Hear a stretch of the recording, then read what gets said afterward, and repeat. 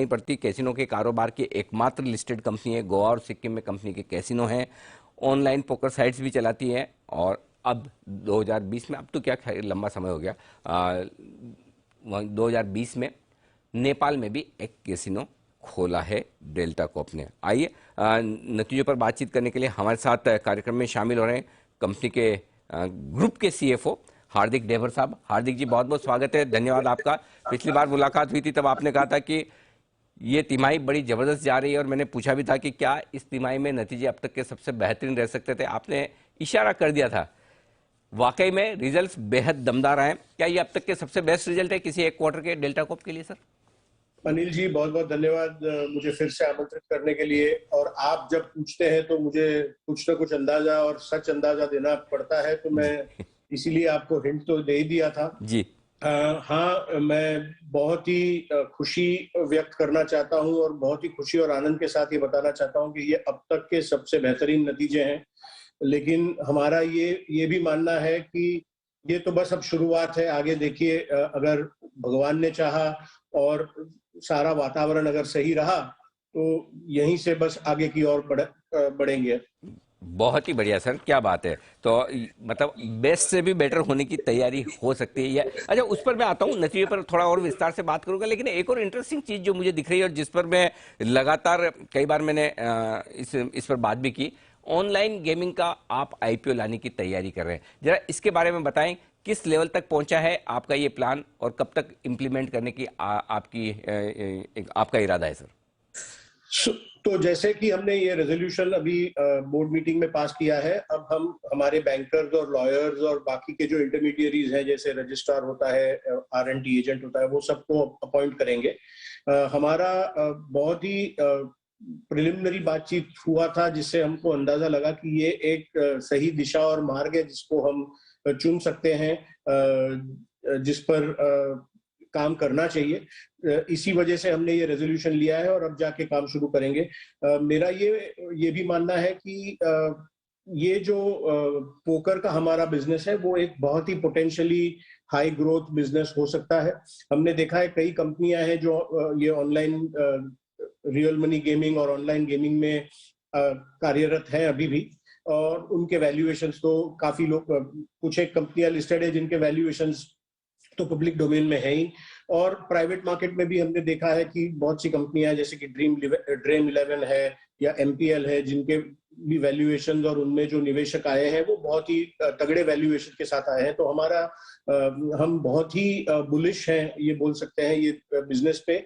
और जैसे कि आपने पूछा, हम तुरंत ही काम शुरू कर देंगे, और हमारा ये मानना है कि आते वित्त वर्ष में ये लिस्टिंग हो सकती है, अगर सब माहौल ठीक रहा तो। नहीं, माहौल ठीक ही रहेगा सर, चिंता न करें बिल्कुल। और अब तो मतलब कोरोना जाने की तैयारी ही है। उस पर भी मैं आपसे एक सवाल पूछूंगा, लेकिन उससे पहले इस ऑनलाइन गेमिंग बिजनेस पर ही मैं पूछना चाहता हूँ, साइज क्या है? मतलब अभी इस वक्त क्या रेवेन्यू है, क्या प्रॉफिटेबल है ये बिजनेस, और कितने बड़े क्या साइज टेंटेटिवली, मुझे पता है एग्जैक्टली आप इस वक्त शायद ना बता पाए, लेकिन एग्जैक्टली क्या वैल्यूएशन और क्या साइज का आईपीओ आप देख रहे हैं सर?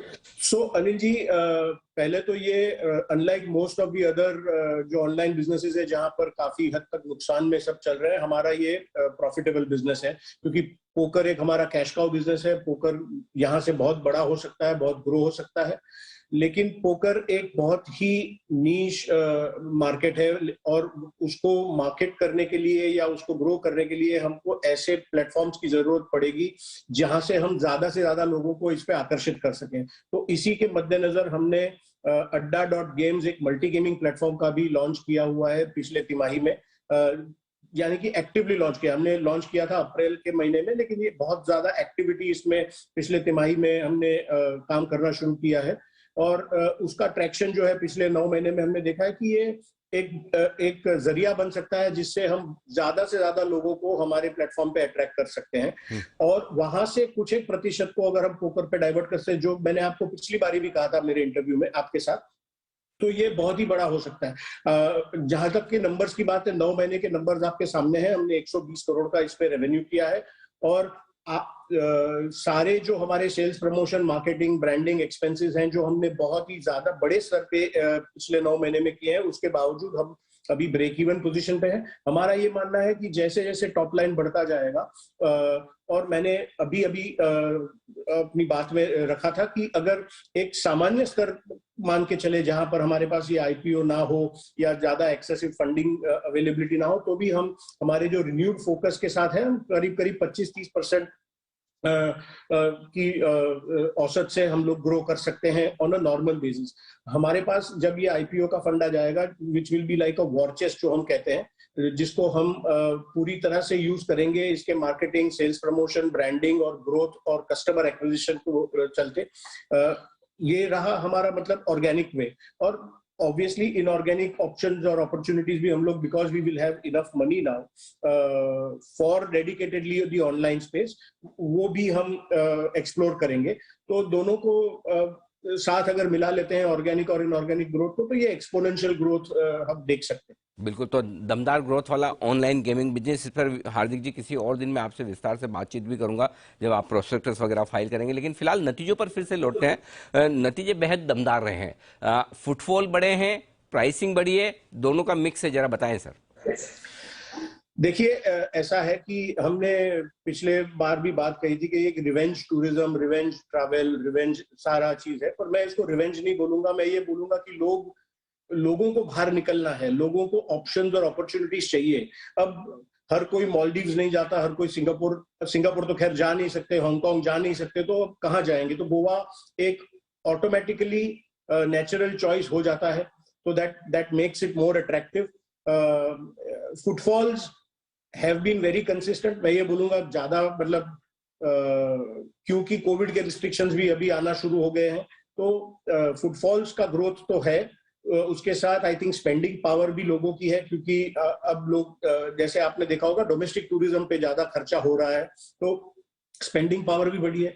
और हमारा प्राइसिंग तो हमने पहले भी कहा था कि हम उन्हीं दिनों में जहां पर हमको लगता है कि आज शायद रश ज्यादा होगा और हमको क्राउड कंट्रोल करना पड़ेगा, उसी दिनों में हम हमारी प्राइसिंग को बढ़ाते हैं।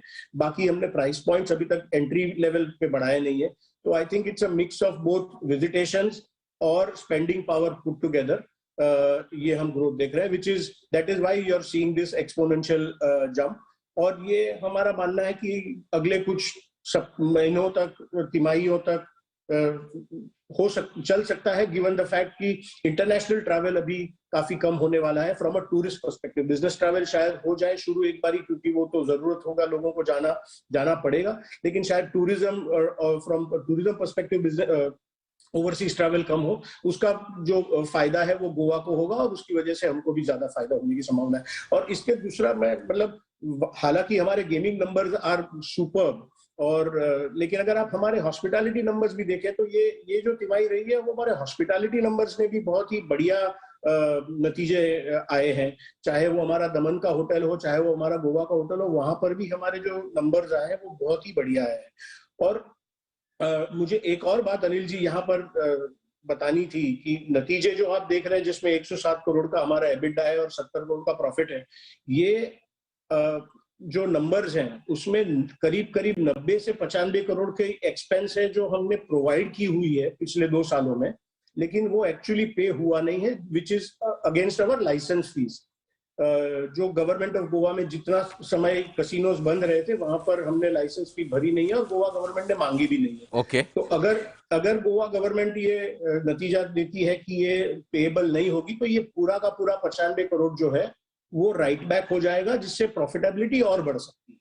ओके, ये 95 करोड़ आपके लिए और आने की वापस से संभावना बन सकती है। अच्छा सर, आखिरी सवाल एक छोटा सा, और वो ये कि क्योंकि आप कह रहे हैं कि अभी तो और बेहतर नतीजे होंगे, लेकिन ये जनवरी में फिर थोड़े रेस्ट्रिक्शन लगे, मेरे ख्याल से गोवा में बंद भी है अभी शायद कैसीनो, राइट?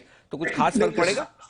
नहीं, कसिनो तो खैर भगवान की दया से बंद नहीं है अभी तक। रिस्ट्रिक्शंस हैं, लेकिन कसिनो चल रहे हैं। पहले 12 दिनों 13 दिनों के रुझान जो है वो तो ठीक ही लग रहे हैं, लेकिन अब जाके जो है कि क्योंकि दिल्ली में और बहुत सी अलग राज्यों में रिस्ट्रिक्शंस आने शुरू है, तो शायद थोड़ा बहुत ये जनवरी में इम्पैक्ट हो सकता है। लेकिन जैसे आपने शुरुआत में कहा कि अब तो कोरोना जाने को है, तो हमारा भी ये मानना है कि अगले आने वाले दिनों में ये सारे रिस्ट्रिक्शंस धीरे धीरे एक एक करके हट जाएंगे और हम वापस नॉर्मलसी पे लौटना शुरू करेंगे। और जैसे मैंने कहा, we can be better then